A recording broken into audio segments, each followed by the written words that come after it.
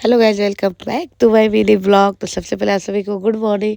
तो आज सुबह सुबह मेरे घर पे बना था चिकन चावल, हम ही बनाए थे। तो उसके बाद अब खा पी लिए।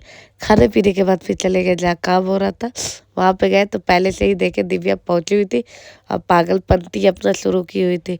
फिर हम भी गए, उसके बाद हम लोग दोनों पगलाना शुरू कर दिए।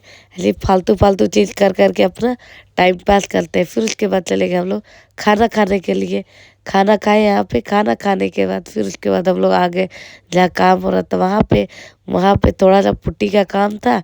पुट्टी का काम उम करके पेंटिंग वेंटिंग करके फिर हम लोग शाम को जल्दी निकल गए।